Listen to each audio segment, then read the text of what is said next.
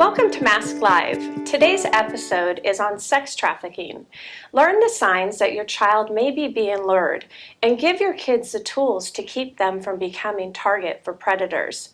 Did you know that sex trafficking alone generates an estimated $99 million per year? Of those who fall victim to trafficking, only 1% are rescued. 11,000 people are sex trafficked in the year in Arizona. 230 of them are children. For this reason, education and prevention on this topic is so critical. Today our guest is Dominique Sepowitz from Arizona State University. She's an associate professor and director of the Office of Sex Trafficking Intervention Research. We're so excited to have you here today, and we absolutely love our partnership with Arizona State University. Today's episode is called Traffic Jam. First, can you please explain just what sex trafficking is? Sure. So sex trafficking is the exchange of sex for something of value under the duress, like force, fraud, and coercion. But anyone under the age of 18 cannot exchange sex for something of value. That once a person turns 18, it has to be demonstrated and proven. So what it looks like in Arizona is that about 2% of the victims that we interact with are kidnapped. They're grabbed by a boogeyman, a person in the community, and that person is forced to exchange sex to prostitute. The other 98% are kids and adults who have fallen prey to a trafficker. A trafficker identifies them, they show them what to do. Oftentimes they use love or the things that a child needs or wants. So if they are needing affection, needing attention, needing something, or if they want things, they want a nicer phone, they want clothes, they want purses, they want excitement. And so those are the kinds of things that we see in our community about trafficking. Yeah, as an organization, we actually went and interviewed a few girls that were at a home that were rescued, that were sex trafficked. And one of the stories, we had to change her name. We actually use these stories in our prevention programs for junior high and high school because we feel that kids learn best from real stories, right?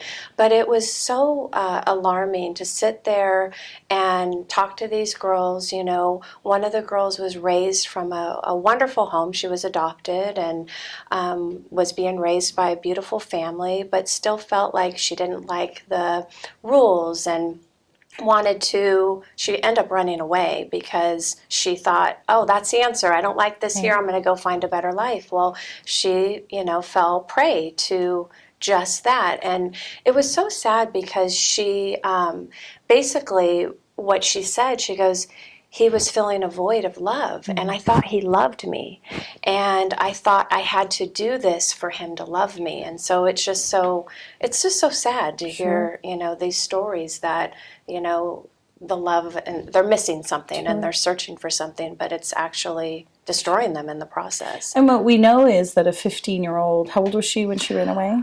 She was, I think it was just around 14 actually. So the worldview of a 14-year-old does mean that it's better somewhere else, that even if I run away, that maybe I'll find happiness, maybe I'll find all the things that I want and I need. And so we really acknowledge that a person's brain doesn't develop fully, the frontal lobe, until they're 25. And many of the decisions that young people make really still need the supervision of parents, that they still need adults to consult. So as you're supervising your kids' social media, as you're talking to them about their friends, that they still don't have all the tools they need to make the very best decisions for them, even though they might say that.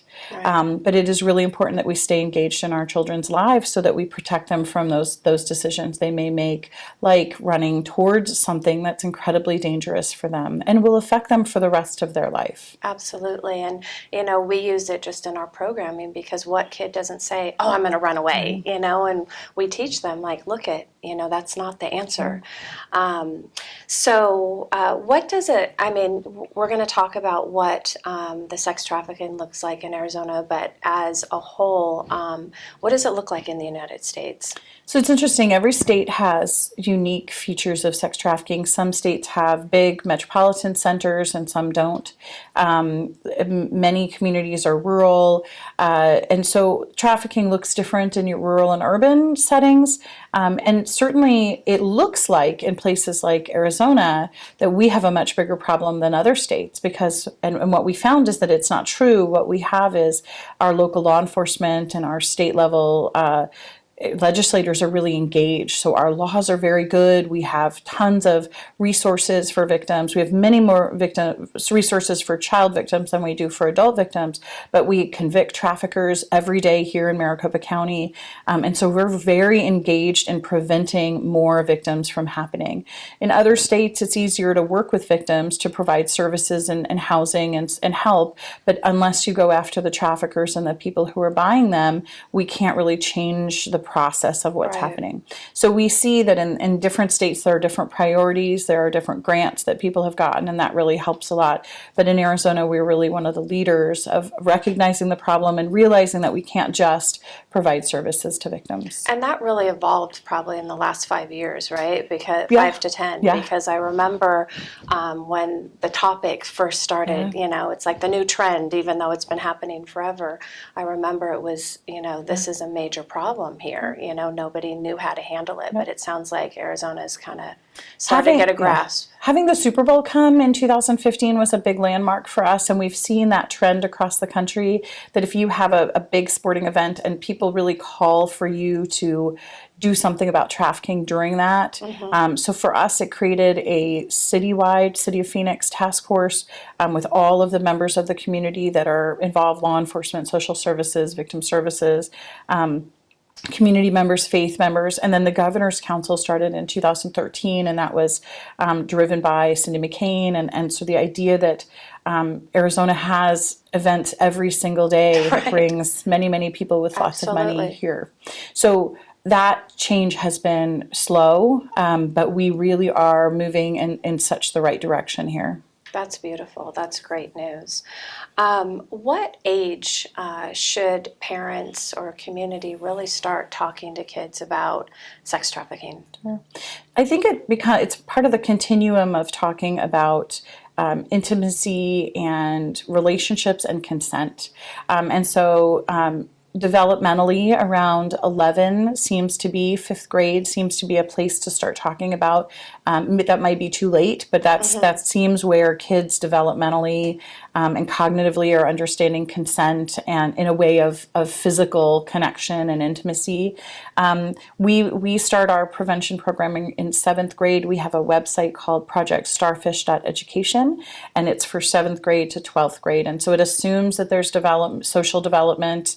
Our website is for teachers and administrators to train parents and youth in their schools on trafficking. Awesome. Yeah, we MASC follows this 5-year rule, and from the very beginning, it's always talking to your kids 5 years before they're exposed to situations. And so for like sex, you know, it starts with when they're little, you know, body parts, and then it just keeps on going. So that our programming definitely starts for sex trafficking in 7th grade. So you just have to, you know, and it's our philosophy here is all this stuff isn't bad. It's bad if you don't know it, and it can hurt you if you don't know it. So it's just about educating and not being fear-based, but education and have your tools ready to deal with it. So let me interrupt for one quick second. So we just did a beautiful PBS Frontline here in Arizona called Sex Trafficking in America. And there's a victim in that PBS. It's a 1-hour video. It's available on YouTube. And there was a victim from Maricopa, who was 15, and she didn't know what trafficking was. So when she was trafficked, when someone put a gun to her head and said, "You're going to do these things," she was really unprepared, not only for what she had to do, but really understanding how that situation happened. She met a person on a website, a dating website, meetme.com, and then told them that she was going to run away, and that person who she met online met her with a gun and forced her into trafficking. So it's called Sex Trafficking in America, and it was 5 years too late, right? She needed that that intervention, that prevention, that warning much, much earlier. Her naivety and her trust in other people was just too pure, and it put her into an incredibly dangerous situation. Wow, we'll be sure to share that on our Facebook page, that YouTube video for our people. How do you feel? What's the best way that we can protect our children in regards to this? I think being engaged. I think it's really easy for us to be on our phones and to be really busy with our jobs and to be disconnected. And this is with kids who are in foster care. This is with kids that are in group homes, making sure that we're listening to them and that we give them all the tools they need to protect themselves. We really try not to do the stranger danger, the boogeyman perspective that someone's going to jump out of the woods, because what we find with traffickers is they're known to these kiddos, that they were someone they were friends with on Facebook or Meet Me, that they knew them. And so as we monitor our kids' social media, as we really limit their footprint, but we also make sure that when they're sleeping over at people's houses that we're paying attention to who are the other people that might be around, that we really know the parents of the kids that our children are playing with. I've worked with many girls who were taught about prostitution by their best friend's mom. So it was a trusted adult, a person they'd known for a long time, and said, I see that you need money, you want that phone or that laptop. I know this way, I can introduce you to some people. So we must not believe that all adults are trustworthy, and that we need to talk about this. We need to show films like that PBS film is appropriate for 7th grade and above. It's hard to watch, but you need an adult sitting next to you to talk you through it. Right, absolutely. And we've heard so many stories just about, kids being planted in schools to recruit. And it's like, gosh, you want to think that your kids are protected when they're at school, and you want to, believe the people that your kids are circling with. But we really have to have our eyes on today for our kids. And schools currently don't have all the tools they need. They're not all aware. So this year we're working with special ed teachers, because special education students are disproportionately at risk for trafficking because of many things, including naivety, including self-esteem, including social skills and connectedness. But so trying to get every school and every person at every school to really understand that this is probably happening in front of them has been really difficult. So there are different doorways through parents, through PTOs, through different groups, that I do think that this information can get into schools. Yeah, absolutely. Should we ask some questions for people out there? Let's see here. As parents, should we be concerned when our children are at the local mall?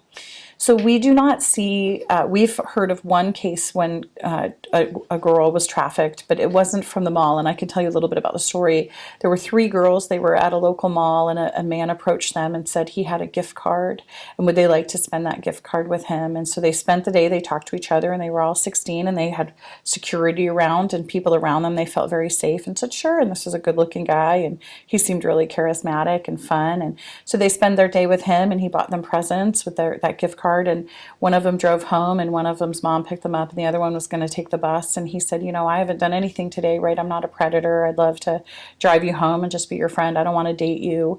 And so they became friends online, and he got her to tell him all of her secrets. And then 2 weeks later, he said, he called her and said that that gift card was fraudulent, and that if she didn't come to a party and dance or give him $500, that he would tell her parents all the things that she told him. So it wasn't the mall that was the risk. It was the normality of where they met. It's the bus stop. It's the online. It's the cafeteria. It's the mall. It's the place where people can engage, and we're not suspicious. Right, absolutely. As parents, should we be educating our college students about sex trafficking? Absolutely. That's way too late. Yeah. We have sort of phenomenons like things like sugar daddies, where a student that we've heard of that will engage in a relationship with someone for money, that relationship has lots of different nuances. What happens, we find, is when someone engages in a relationship like that, they are fundamentally changed. Their ideas of intimacy are changed. And maybe they don't realize it when it's happening. It just feels like a means to the end. But really talking about what intimacy means and what relationships mean and how that looks in 10 years from now. So it's that forward thinking. So other things we're concerned about for college college age students is strip clubs. You have to be 18 in our community, and that is absolutely a gateway into trafficking for us. So quick money, lots of attention, lots of good self-esteem building activities, but really turns into places where addictions are formed, and sex trafficking is very prevalent. It's very easy to move from taking your clothes off to selling sex. Right, absolutely. And I think as a society, when we think of sex trafficking, we think more how it affects girls. Sure. But what, as parents of boys, what do we have to be concerned about? So about 23%, pretty much across the board, of our victims that we've identified are boys. So a smaller percent, maybe 2 or 3%, are transgender, and then boys. So what we know about boys is that they have vulnerabilities that are different.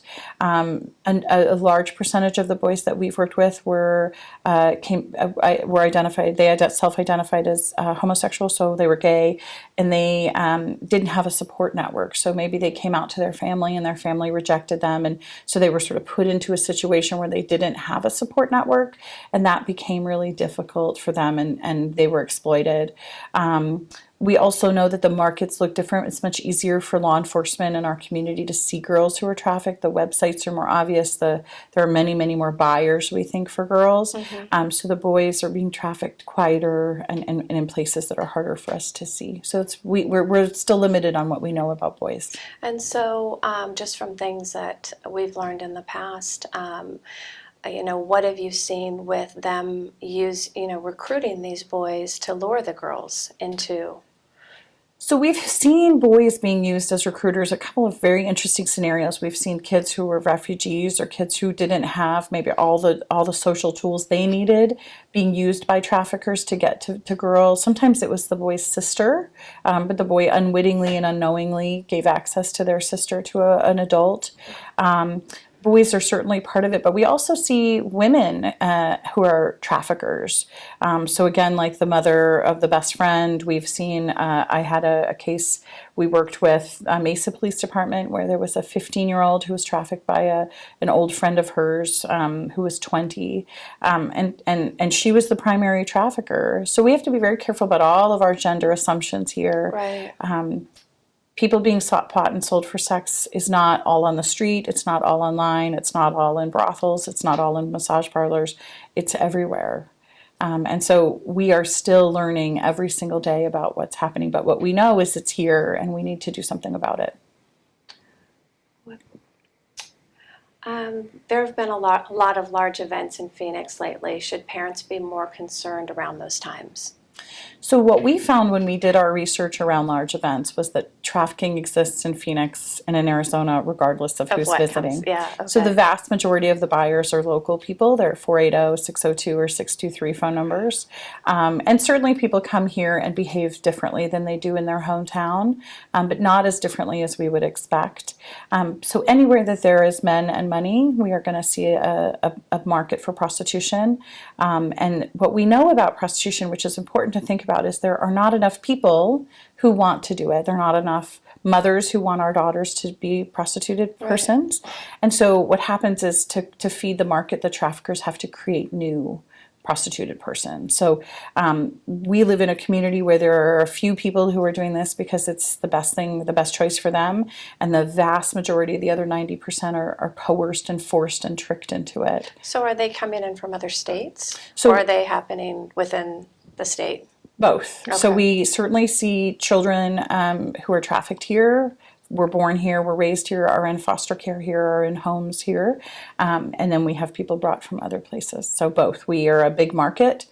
So people come from, and we're on, think of the highways we have here. We have the I-10 and the 40 and the 17, and we're sort of a nice network. And there's circuits. So we see victims being brought from Phoenix to Tucson to Las Vegas to Los Angeles and then kind of back around. So traffickers know that law enforcement are looking for them in some cities and not in others.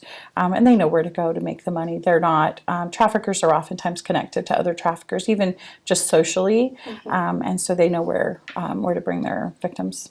So just a question that's come up for me is like, how are hotels handling this? Like, what are hotels trained to watch, see, protect? So we have a new project over the last few years called the Safe Action Project, and it's wonderful. It's a free training for hotels and motels. So we do see a huge amount of engagement with hotels. So some laws have been passed to prevent that. So no more hourly rentals that had passed a few years ago. We know it still happens, but it's not supposed to. You're not supposed to be able to rent a hotel room for cash anymore. So there's identifiers. So the Safe Action Project trains housekeepers, front desk, kind of everyone along maintenance, everyone along the line. And we worked as it was being developed to say what a hotel room might look like when a victim was there. So what did law enforcement see when they've gone into hotel rooms and found child victims or adult victims? What did the room look like? What did they find in that room? And so using that knowledge, we've helped to put this training together, and it's really powerful. And we have a number of chains that are very engaged. The Hilton International has really talked about trafficking, Marriott. The problem is that a very small piece of where we see the trafficking. It's the local motels. It's the lower end motels where there's like a window where you slide your credit card under, and oftentimes that's the way those hotels and motels make their money. That they're weekly rentals, and so those are the ones we're really concerned about. So there are hotlines. We have a national hotline for them to call and report that I see something suspicious in that room. I don't need to call the police yet because I don't have enough evidence, but I think something's going on here, and that hotline will pass it on to law enforcement with that information. So I think we're almost with time. What, before we break, for parents, for community, what are some things that we could be equipped with to look if we see something that we can say something? Like what do you suggest? So I suggest having an open door that for any child that your child is in a relationship with, a friendship with, that you are a trusted person, but they also know that you have to tell. So you have to tell the people who are going to keep them safe. So we find heroes everywhere. So we don't necessarily think everyone's child is going to be a victim, but we know that your child's friend has a really high risk. And so how can you be part of the hero? How can you be on the lookout for changes in their behavior, them having things that maybe they shouldn't have, ways that they're behaving that you weren't being before, maybe not being as engaged in groups and clubs and things.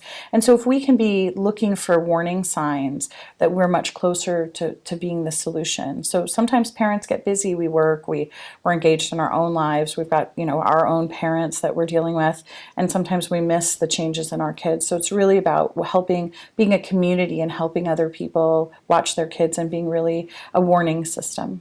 How about just as a bystander? If you're out and you see something that looks odd, what are some key things that would kind of give an idea that might be taking place? So things to look out for is people who, a person of any gender that seems like they're uncomfortable, they won't make eye contact, you feel like the person with them is dominating, the relationship between them seems strained or conflictual.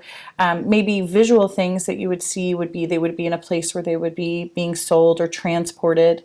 So we are worried about airplanes and cars and buses and things. So if your gut tells you there's something wrong, there's something wrong. Please do not approach that person. Do not intervene. You yourself can get into some really dangerous situations, but feel free to call the non-emergency hotline if it seems like it's not an emergency, or call 911 and say, I see someone, I feel like this is a strange relationship, I'm uncomfortable with it, and tell them what you see, and they'll tell you if they think that is responsible. But we do want see something, say something.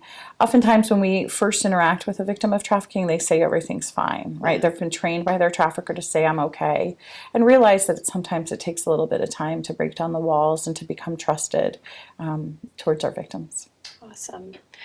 Well, we are going to break now. Remember to watch or listen to this video or podcast in its full version. It will be available on the Mask Matters app shortly. You can download the Mask Matters app on Apple, at the Apple Store and Google Play. When we come back, we're going to dive deeper into apps and social media and how to protect your kids.